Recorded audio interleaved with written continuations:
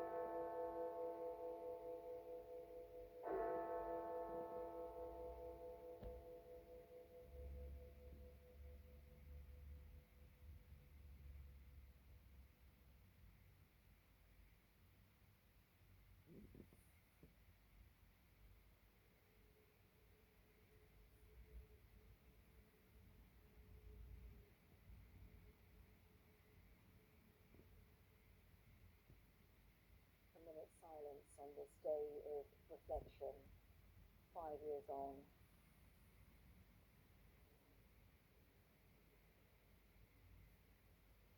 A day that was announced in December.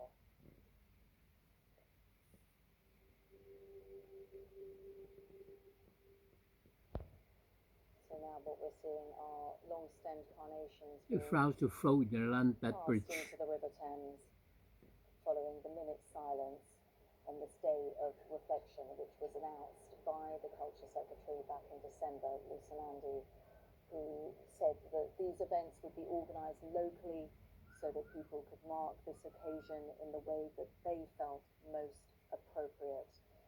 Important to say that this just in front of the National COVID Memorial Wall. So as the Highland Piper, Donald McCreary, begins his music, let's just listen in and reflect on this poignant moment.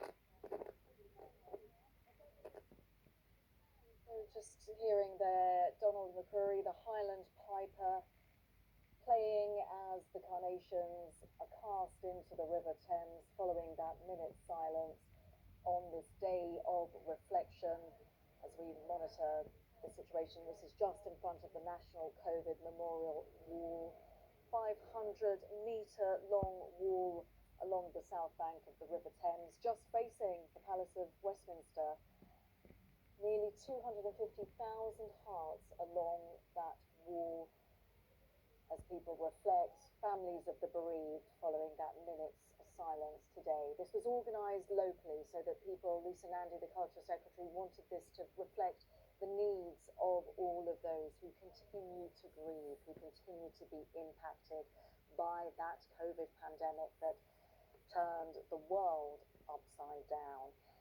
Nice to say that the Highland Piper, Donald McCreary, chose pieces from all four nations. The war in their hand. The virus originally come from China.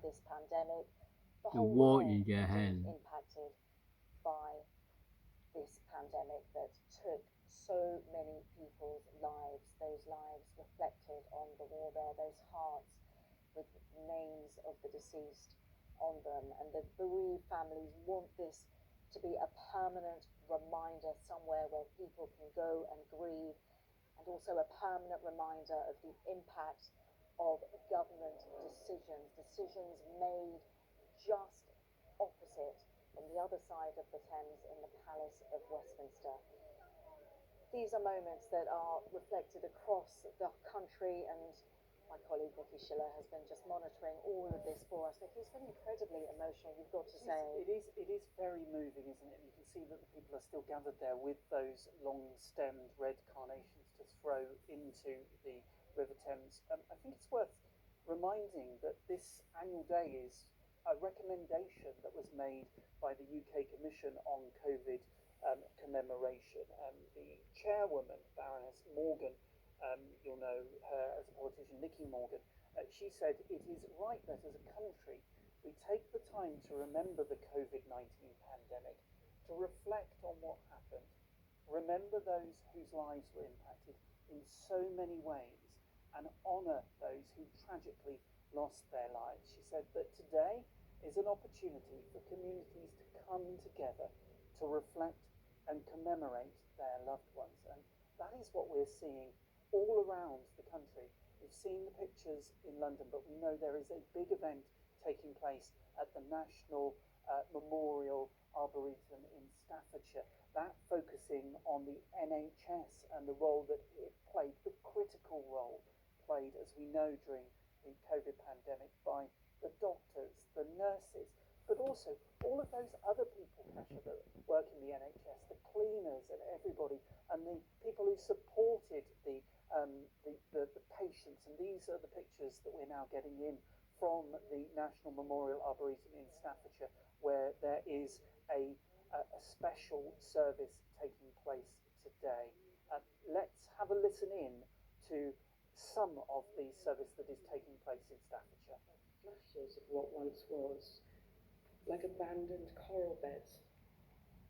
Our NHS was home to everything, to what seemed like everything, living, thriving, beating, everything. When this ends, when they leave, when the multiplicity of life can no longer breathe, breed, or be, all colours fade, turn pale like ash, as if embers could dwell in the sea, as if elements could grieve together, as if nothing ever happened at all, except for time. The same time that took so much away gives back. The tides shift, drawing in swells of goodness, so the greys become pastorals, and life dares to try, an invitation to a return of restoration. Thank you. Sophia Miles there, who lost her father to COVID. This is in Staffordshire. And Nikki, I know you've been following particularly what's happening